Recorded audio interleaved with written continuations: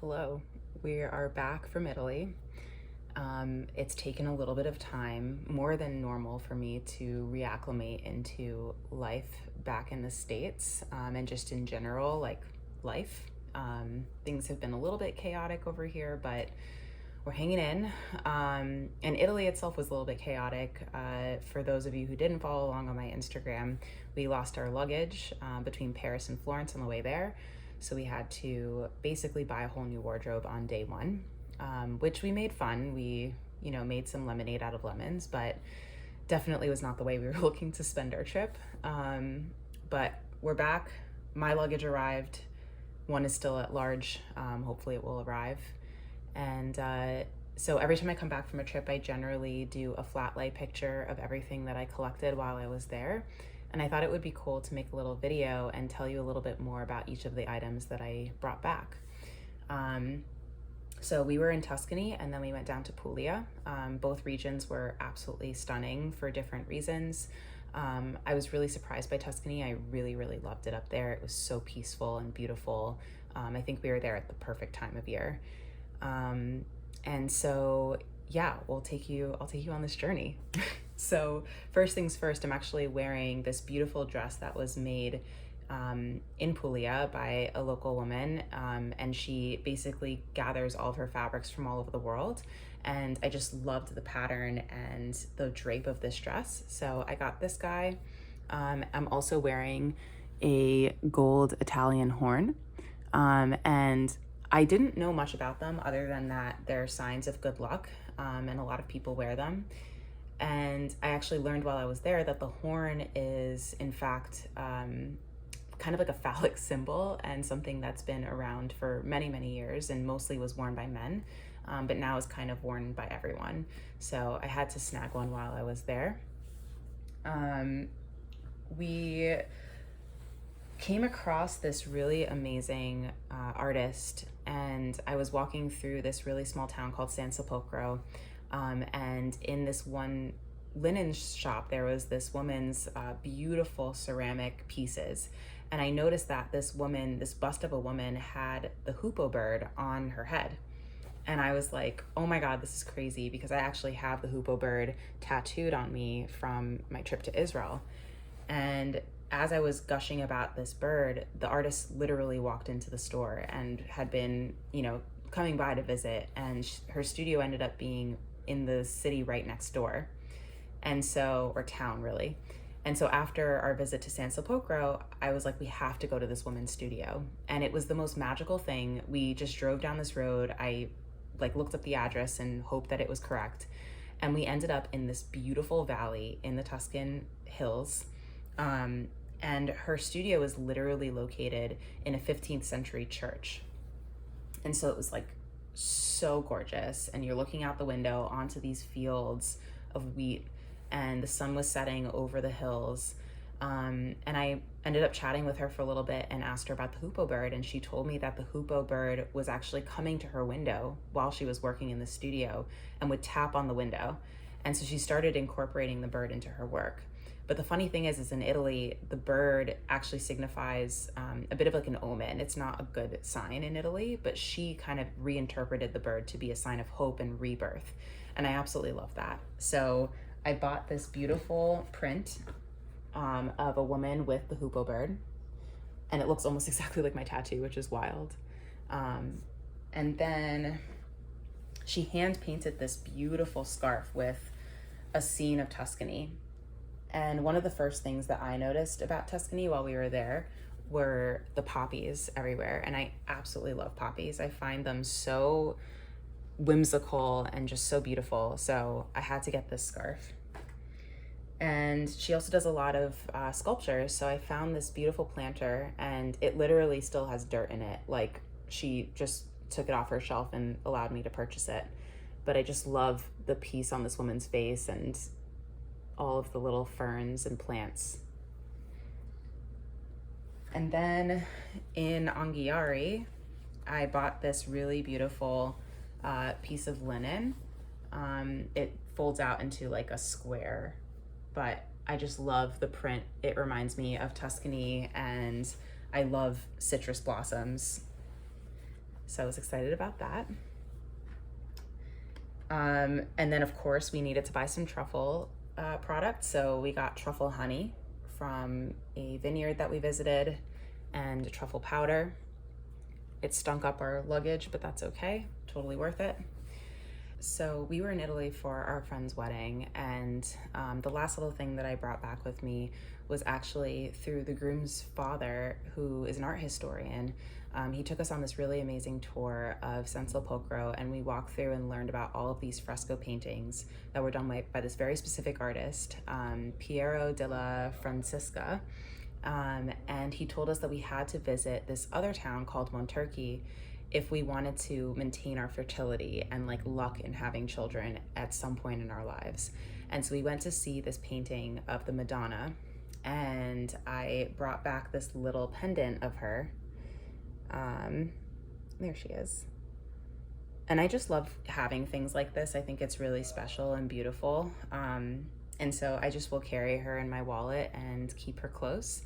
But she is kind of like this sign of fertility, and it was really special to see this room. They have it hidden in this room with all these curtains and protection from the light. But there was this box of offerings to her in the room, and people writing letters and prayers and hopes for their fertility. And I just got goosebumps going into the room. It just felt so special and sacred to be there. So that's my little remembrance of that time there. And then we went down to Puglia. So in Puglia, there's this beautiful town that I was like, through hell or high water, we have to go here. It's called Grottaglie.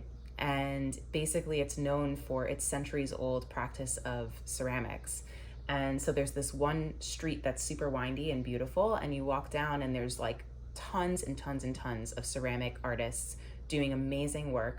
Some are more traditional and others are a little bit more, out there.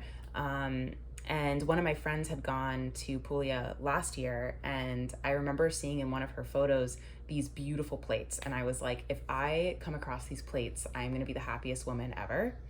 And we happened to wander into one studio and I found the plates. So of course I bought a trio. I love quirk. And so like, if this is not my plate, I don't know what is. I am obsessed. So this is the smallest guy. This is our red guy.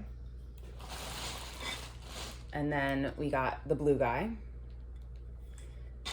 And finally, we have the big green guy. And this is actually the first one I saw, and I just fell in love with his curls, and he kind of feels like an old Roman dude, like a gladiator or something. And I'm really, really excited to entertain with these and do some like charcuterie plate or, some olive oil with bread.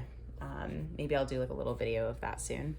Also in Grottaglie, I got these little buds, and these are kind of, you see them all over Puglia, but basically they're these symbols of fertility and good luck. And when I first pointed at them, Dan was like, oh my God, and like rolled his eyes. He's like, my grandmother had this all over her house. But it's something that actually came to the States with a lot of the Italian immigrants. And so you'll see these all over like Jersey and stuff. I didn't really hang out with a lot of Italian people, I feel like, growing up, so I never saw them. So I was like, wow, these are so cool. So I brought them back with me. But I always love like a symbol of good luck, clearly. But anyways, I'm excited to put this in my altar with all of my other symbols of goodness in life. And then I got a more traditional plate. I fell in love with this. It's incredibly beautiful, these three women, and it feels just very traditional. And it's actually a decorative plate, so I took it off a wall. Has the little hook already. So I'm gonna do this on one of our gallery walls with some of my photos. And then we went to Bari, and if you haven't heard about the pasta grannies, there's this really old tradition and this one street that's famed for the women who roll orecchiette, which is like the pasta that's known in Puglia. It means little ears. And that is the pasta that is known in Puglia. So the women literally sit in front of their houses and they just roll out this pasta all day. And it goes out to dry on these big sheets, and then they sell it. It's totally like not super like regulated, but people still super support these women. People like buy their pasta from these women. And so we ended up buying a couple of bags of orecchiette. So this is one. And we actually learned that there's another pasta shape that is called Little Dicks. In English, it translates to that. And they actually say the orecchiette is like the female and the little dicks are the male, obviously. And when they're put together in a dish, which a lot of times they are, it's called the marriage. And I thought that was really funny. So we didn't buy the little dicks, but we did buy the orecchiette, and we'll cook it up at some point. And then we had this really crazy experience. It was so beautiful. I came across this really special supper club that took place on an olive grove. And the woman who ran it, it's her and her husband. Her husband's from Switzerland, and she is literally generations ago from Puglia. And her family has had this farm since the 12th century. And they've been growing all different types of produce, but now recently, for I think the last 200 years, they've been growing olive trees and producing olive oil. And so we had this really, really lovely aperitivo. We played bocce. We learned about their property. They showed us this gorgeous masseria. And so a masseria is kind of like the thing in Puglia, but it's basically these farmhouses. And the people that used to work on the farms back, hundreds of years ago would live in the masserias. Now they're mostly hotels, Airbnbs, so on and so forth. And so their plan is to actually convert theirs into something that people can stay in.